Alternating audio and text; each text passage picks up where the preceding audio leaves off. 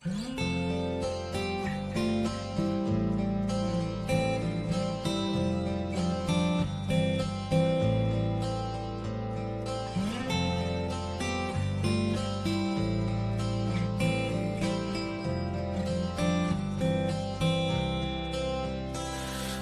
ada manusia yang terlahir sempurna. Jangan kau sesali segala yang telah terjadi. Kita pasti pernah dapatkan cobaan yang berat. Seakan hidup ini tak ada artinya lagi. Syukuri apa yang ada. Hidup adalah anugerah. Tetap jalani hidup ini, melakukan yang terbaik.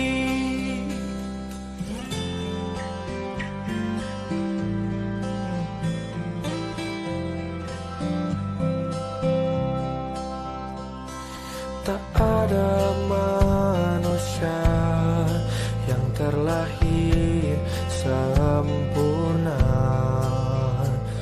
Jangan kau sesali segala yang telah terjadi. Syukuri apa yang ada. Hidup adalah anugerah. Tetap jalani hidup ini, melakukan yang terbaik. Tuhan pastikan menunjukkan kebesaran dan kuasa-Nya bagi hamba-Nya yang sabar dan tak kenal putus asa.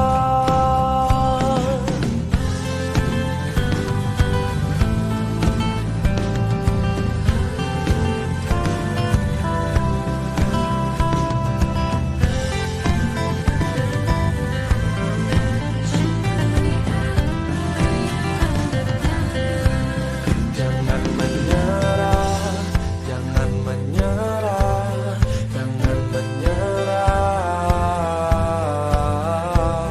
Jangan menyerah, jangan menyerah, jangan menyerah. Oh, syukuri apa yang ada. Hidup adalah anugerah. Tetap jalani hidup ini, melakukan yang terbaik. Tuhan pastikan menunjukkan kebesaran dan kuasa-Nya bagi hamba-Nya yang sabar dan tak kenal putus asa. Dan tak kenal putus asa.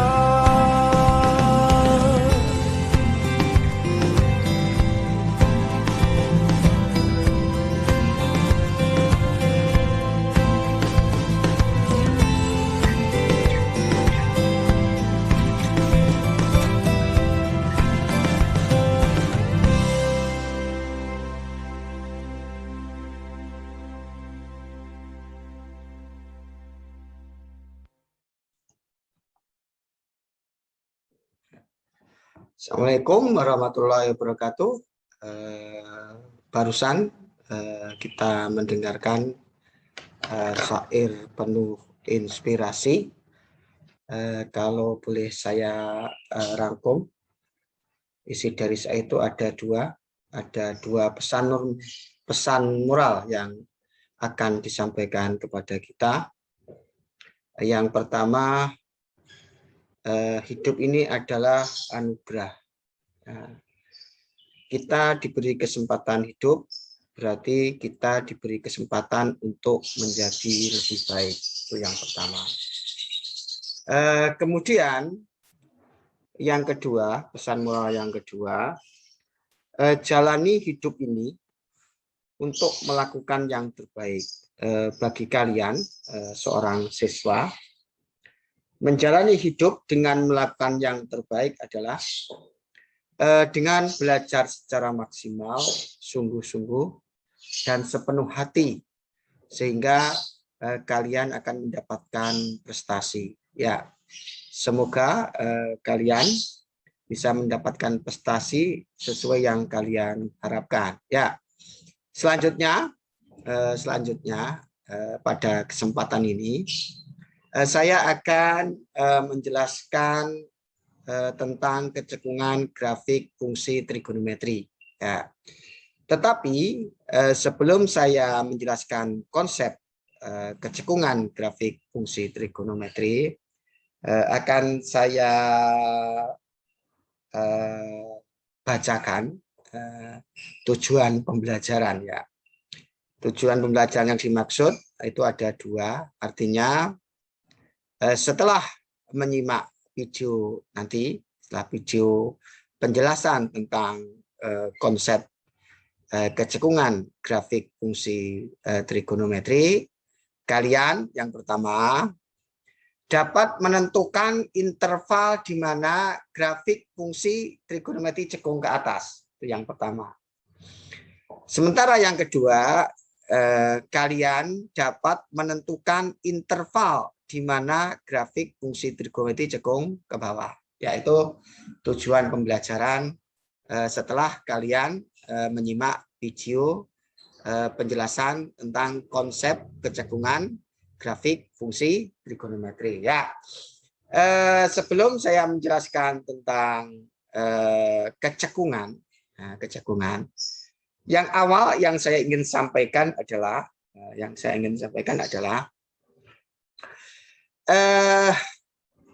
bahwa kecekungan grafik fungsi trigonometri nanti ada dua.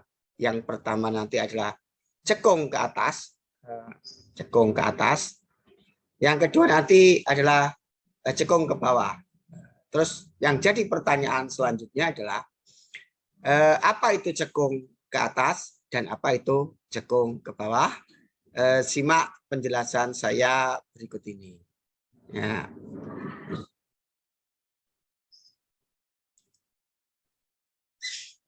Ya, nih ya. Ini ada grafik fungsi trigonometri Y sama dengan sin X. Y sama dengan sin X.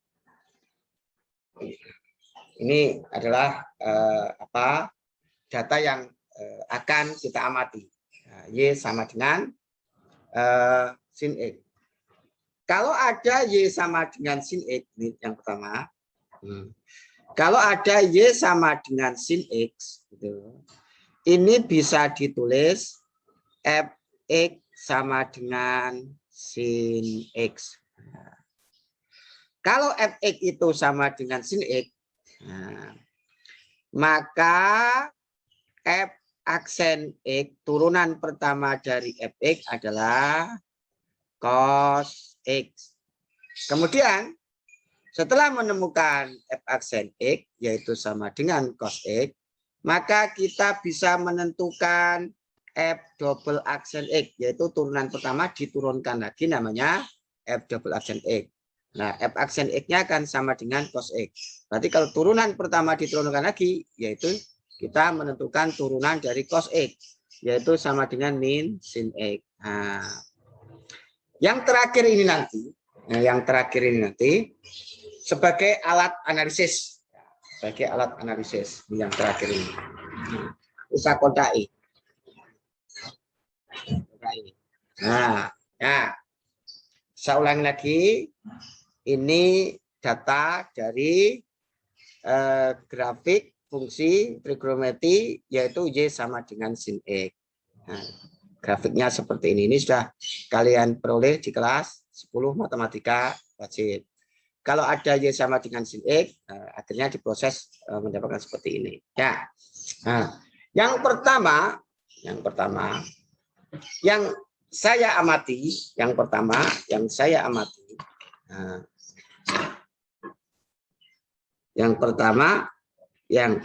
akan saya amati untuk interval 0 sampai 180 derajat. Untuk interval 0 sampai 180 derajat. Nah, untuk interval 0 derajat sampai 180 derajat. Nah, untuk interval 0 sampai 180 derajat, inilah yang dinamakan grafik fungsi cekung ke bawah. Nah, jadi untuk interval 0 sampai 180 derajat, inilah yang dinamakan grafik cekung ke bawah. Jadi ini adalah grafik cekung ke bawah. Gitu. Nah, itu pengertian grafik cekung ke bawah. Nah, ternyata kita amati lagi. Untuk interval 0 sampai 180 itu berada pada kuadran 1 dan 2. 0 sampai 90 derajat itu pada kuadran 1. 90 derajat sampai 180 derajat itu pada kuadran 2. Sehingga untuk interval 0 sampai 180 derajat itu berada pada kuadran 1 dan kuadran 2. Nah, sekarang saya ingin ngecek nilai dari F double aksen X pada interval 1 sampai 180 derajat. Nilai F double X, di mana F double aksen X itu sama dengan min sin X.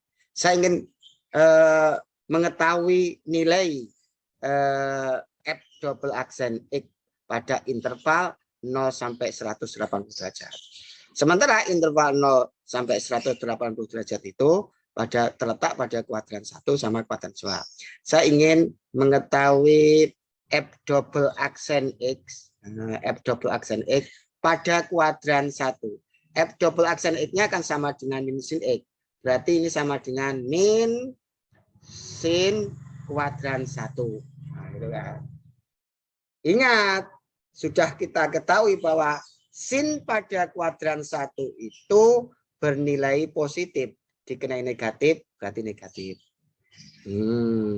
Berarti F double aksen X pada kuadran 1 bernilai negatif. Kemudian saya ingin ngecek nilai F double aksen X ini pada kuadran 2. F double aksen X pada kuadran 2. Pada kuadran 2, sin itu bernilai positif. Dikenai negatif, berarti bernilai negatif. Nah, berarti F double aksen pada kuadran kedua itu negatif. Sehingga bisa disimpulkan, baik di kuadran kedua maupun kuadran kedua, F double aksennya sama-sama negatif. Sementara kita sudah ketahui di awal, untuk interval 0 sampai 180 derajat yang berada di kuadran 1 dan 2 itu grafiknya cekung ke bawah. Sehingga dari sini bisa disimpulkan kapan grafik itu cekung ke bawah. Jadi kesimpulannya nanti, penarikan kesimpulannya apa semuanya? Nah, ternyata F double aksen X-nya negatif, baik di kuadran pertama sama kuadran kedua. Berarti untuk interval 0 sampai 180 derajat, F double aksennya bernilai negatif. Nah, diketahui tadi di awal bahwa untuk interval 0 sampai 180 derajat itu dia cekung ke bawah. Berarti bisa disimpulkan kurva itu cekung ke bawah.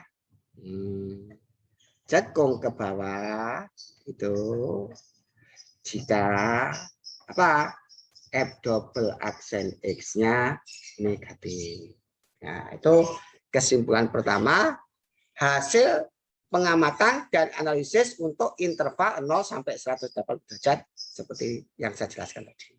Jadi, perlu saya tekankan bahwa kurva itu cekung ke bawah jika F double aksen X-nya itu negatif. Nah, berikutnya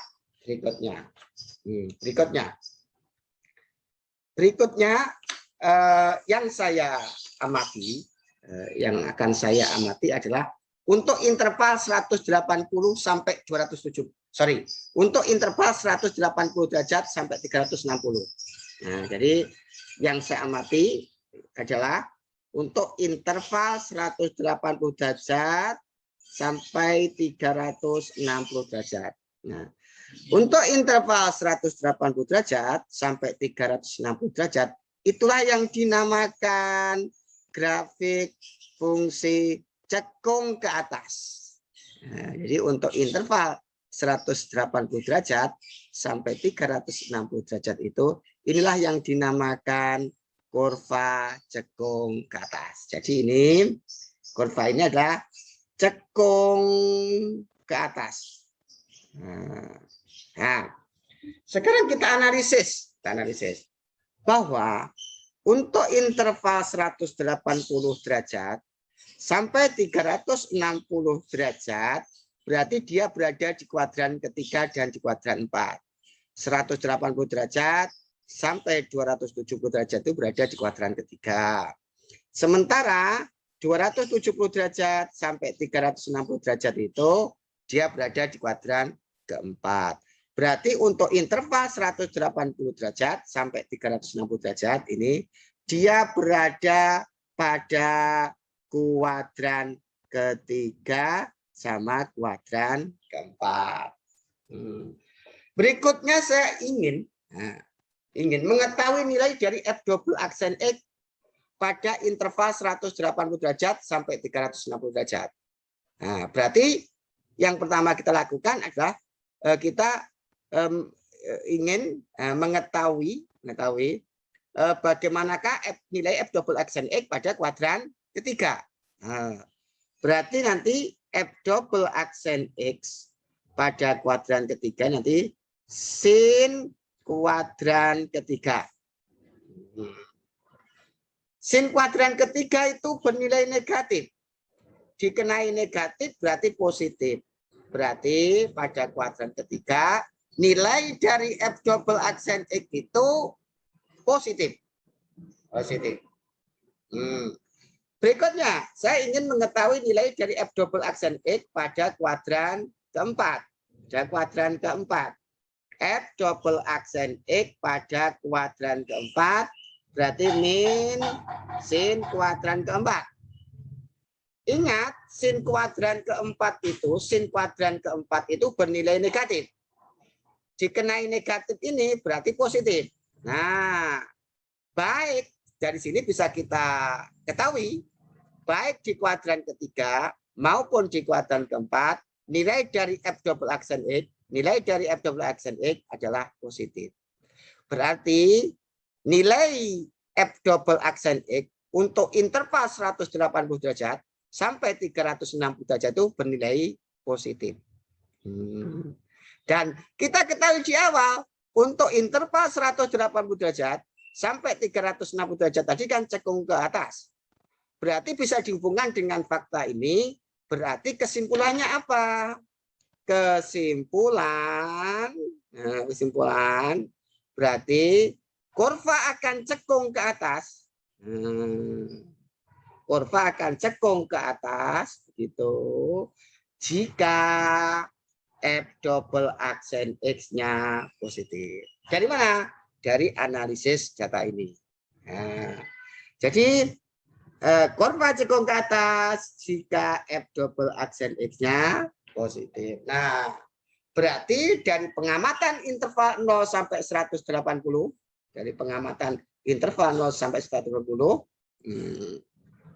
kemudian dari hasil pengamatan interval 180 sampai 360, itu kesimpulannya ada dua.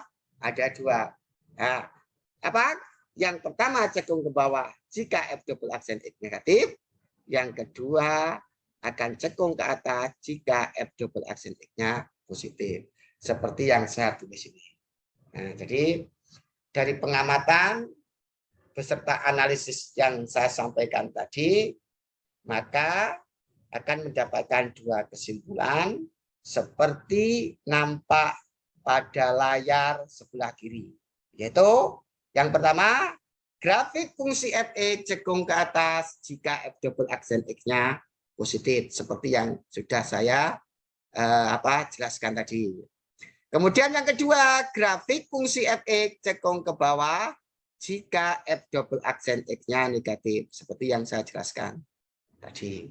Ya. Nah, itulah dua kesimpulan dari hasil mengamati grafik fungsi trigonometri Y sama dengan sin X, dan secara umum ya, seperti itu. Ya, secara umum grafik fungsi trigonometri itu ya akan ada dua cekungannya, yaitu cekung ke atas sama cekung ke bawah. Ya, itulah penjelasan tentang konsep kecekungan. Berikutnya, agar kalian bisa memahami atau lebih memahami konsep kecekungan, maka akan saya berikan contoh soal berikut. Nah, ini contoh soalnya. Nah, contoh soalnya diketahui begitu. Fx sama dengan sin 2x untuk interval 0 sampai 360 derajat. Kemudian tentukan interval di mana grafik fungsi cekung ke atas. Yang pertama. Yang kedua, tentukan interval di mana grafik fungsi cekung ke bawah. Ya, akan saya selesaikan contoh ini. Bagaimana solusinya? Silahkan simak penjelasan saya berikut. Ya. Nah, di situ diketahui,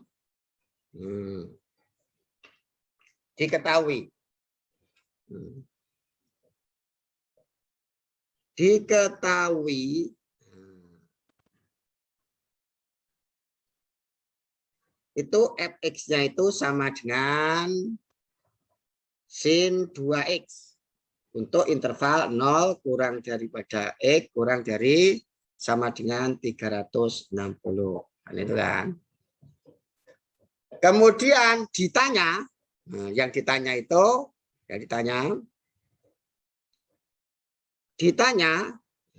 apa yang ditanya?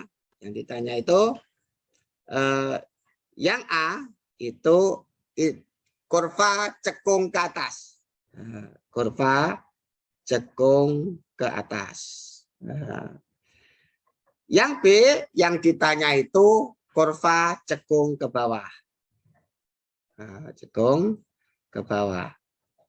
Jadi yang ditanya itu interval di mana kurva atau grafik itu cekung ke atas. Yang pertama. Yang kedua yang ditanya itu interval di mana kurva itu cekung. Yang pertama itu cekung ke atas. Yang kedua itu cekung ke bawah. Jawab. Jawabnya adalah yang pertama itu menentukan F double aksen X. Nah, yang jadi pertanyaan,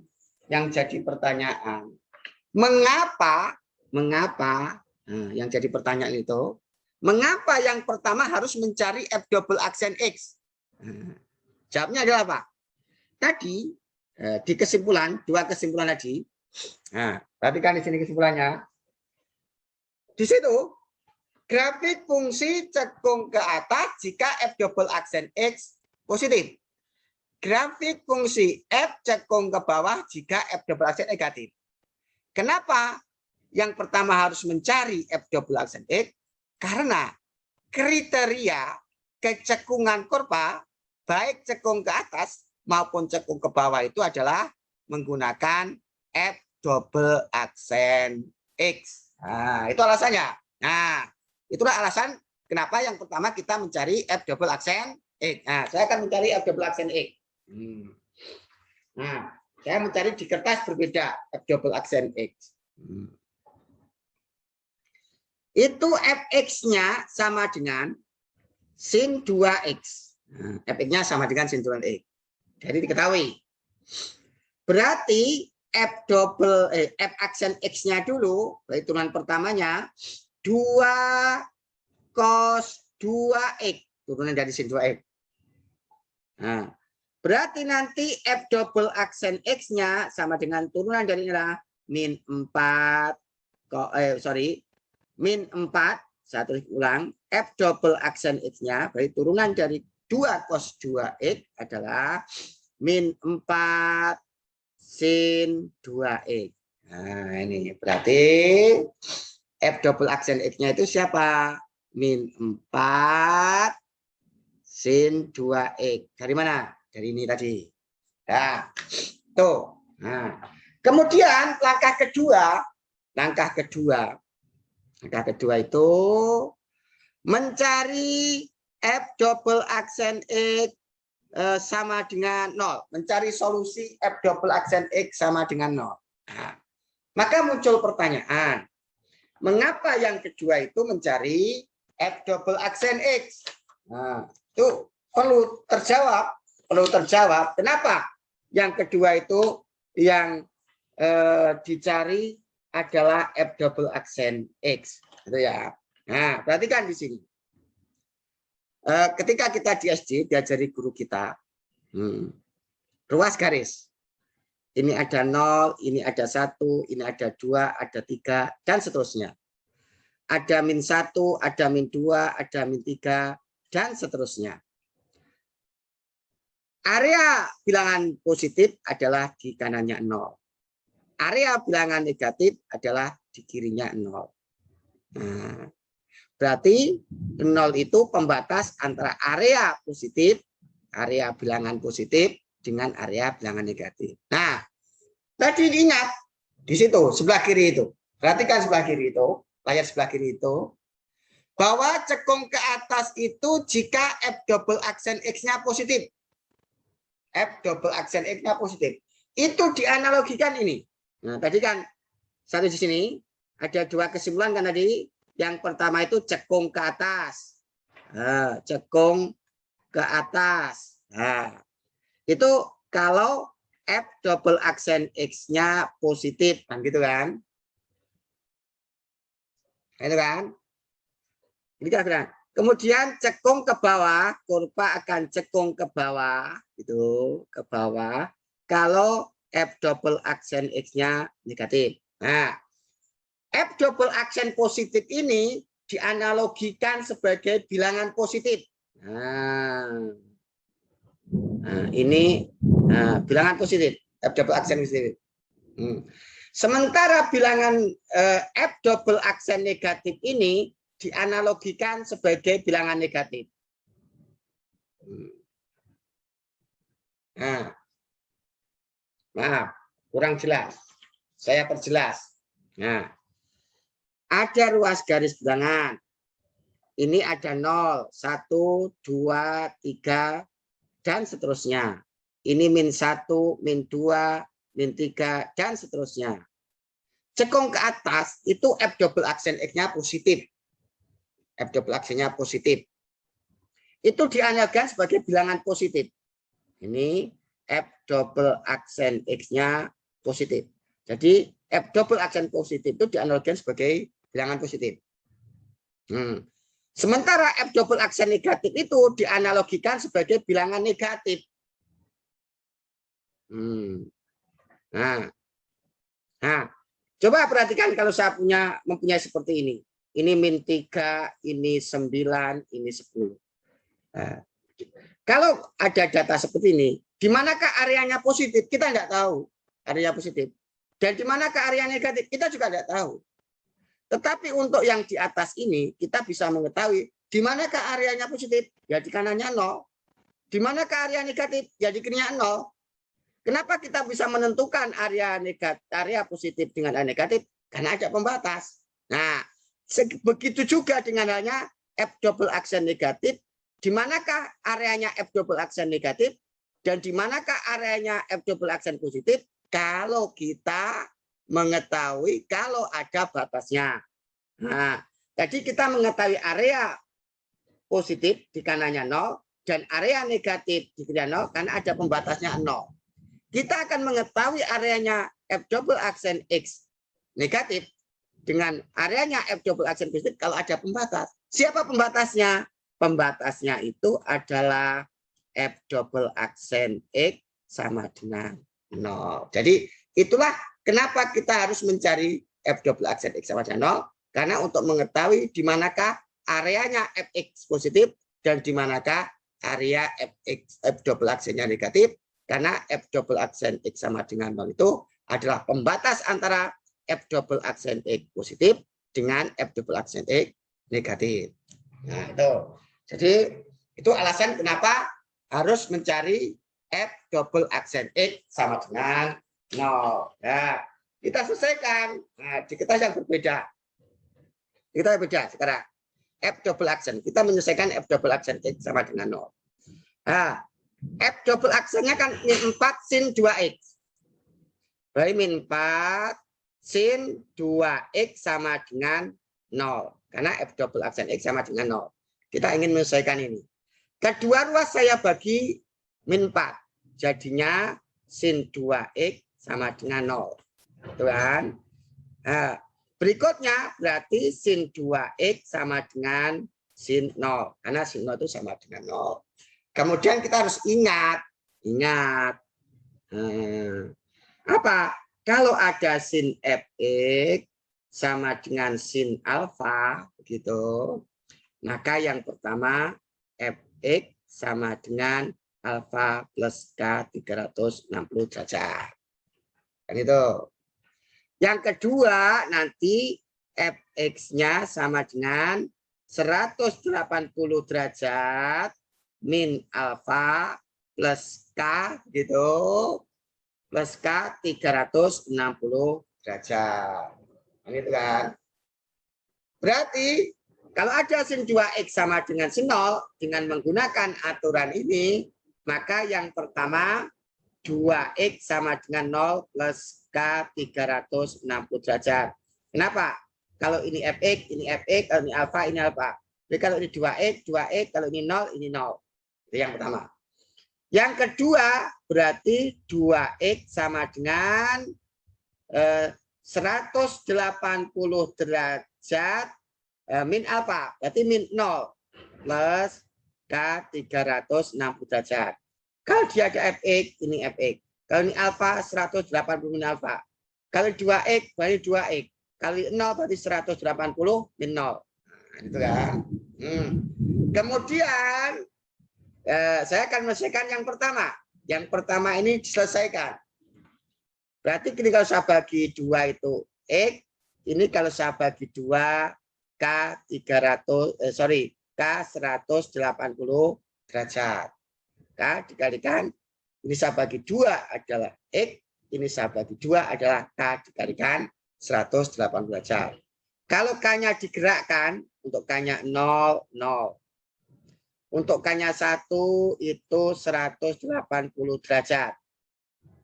Untuk K-nya itu 2, berarti untuk K-nya 2, berarti 2 dikalikan 180 adalah 360 derajat.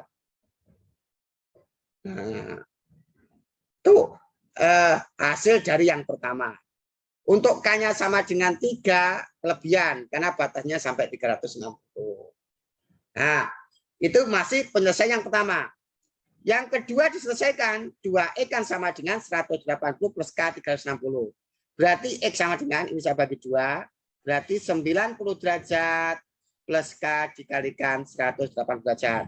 Saya bagi 2 itu X, saya bagi 2 itu 90, saya bagi 2 180. Kalau nanti K-nya digerakkan, untuk K-nya 0 berarti 90 derajat.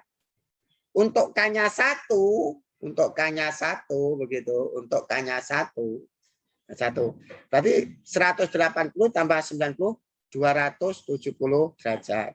Untuk K-nya 2 lebih, karena 2 kan berarti 180 dikalikan 2 berarti 360 ditambah 90 berarti 450 lebih dari batasnya. Berarti hanya ini saja.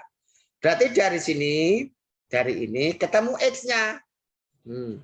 X-nya berapa saja?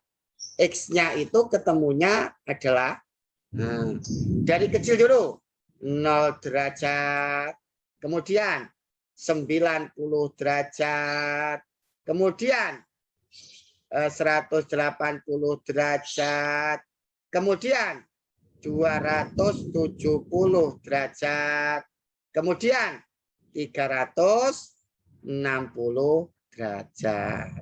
Jadi setelah diselesaikan F double X aksen sama dengan 0 itu dengan cara seperti ini akan menemukan nilai X yaitu 0 derajat, 90 derajat, 180 derajat, 270 derajat, dan 360 derajat. Nah kemudian kita menggunakan bantuan ruas garis. Ini itu adalah 0 derajat, ini adalah 90 derajat, ini adalah 180 derajat, ini adalah 270 derajat, ini adalah 360 derajat. Nah, kita cek nilai karena indikator kecekungan baik cekung ke atas maupun cekung ke bawah itu F double aksen X. Maka kita cek antara 0 sampai 90 derajat itu nilai F double aksen X-nya positifkah atau negatif. Kita cek. Di antara 0 sampai 90 itu ada sudut yang namanya 80. Antara 0 derajat sampai 90 derajat itu ada sudut yang namanya 80 derajat. Kita masukkan ke sini. Nah, kita cek tadi 80 derajat. 2 dikalikan 80 derajat itu 160. Sin 160. 160 itu pada kuadran kedua. Sin pada kuadran kedua itu positif. Nah ini dikalikan negatif, berarti negatif. Siapa yang negatif? F double aksen X-nya. Nah, ini negatif. Kemudian saya ingin ngecek untuk interval 90 sampai 180, F double aksen X-nya nanti positifkah atau negatif? Ya kita cek. Di antara 90 derajat sampai 180 derajat itu ada sudut 100. Kita masukkan ke F double aksen X. 2 dikalikan 100, 2 dikalikan 100 kan 200. 200 itu pada kuadran ketiga. Sin pada kuadran ketiga itu negatif. Dikenai negatif lagi berarti positif. Nah, berarti F double aksen X-nya itu positif. Nah, ini tidak usah dicek, sudah ada pola. Ini negatif, ini positif. Pasti ini F aksen X negatif. Berikutnya adalah pasti ini F double aksen X-nya adalah positif. Nah, ini bisa dihubungkan dengan gambar. Tadi katanya, kalau F double aksen negatif, katanya F double aksen negatif cekung ke bawah. Berarti cekung ke bawah gini. Nah, itu. Ini F double aksennya positif. Katanya F double aksen positif apa? Cekung ke atas. Jadi cekung atau menghadap ke atasnya. Begini. Nah. Kemudian ini F double aksen X-nya negatif. F double aksen X negatif tadi kan cekung ke bawah. Cekung ke bawah. Nah. Ini. Kemudian ini F double aksen E-nya positif. Kalau F double aksen positif kan cekung ke atas. Ya, dan seterusnya. Jadi ini bisa ditambahi namanya sumbu X. Nah, kalau X sama dengan 0 bisa dilanjutkan gini namanya sumbu Y. Ya, inilah nanti yang dinamakan gambar dari Y sama dengan sin 2X. Nah, gitu. Nah, kita akan menjawab pertanyaannya. Soalnya tadi apa sih? Yang ditanyakan yang A itu, jawaban A itu interval di mana grafik fungsi cekung ke atas. Ya, berarti berikutnya itu yang A itu adalah cekung ke atas. Grafik cekung ke atas. Nah, ada berapa cirinya cekung ke atas? Yang F double aksen X-nya positif. Berarti ini. Karena cekung ke atas itu F double aksennya positif. Berarti kan yang menghadap ini sama ini cekung ke atas. Berarti yang pertama siapa? Untuk interval 90 derajat kurang dari X kurang dari 180 derajat. Nah, itu yang cekung ke atas. Kemudian yang cekung ke bawah, cekung ke atas berikutnya, ini cekung ke atas, ini juga cekung ke atas. Berarti yang cekung ke atas ada dua tempat. Yang satu ini, yang dua ini. Berarti apa itu? 270 derajat kurang dari X kurang dari 360 derajat.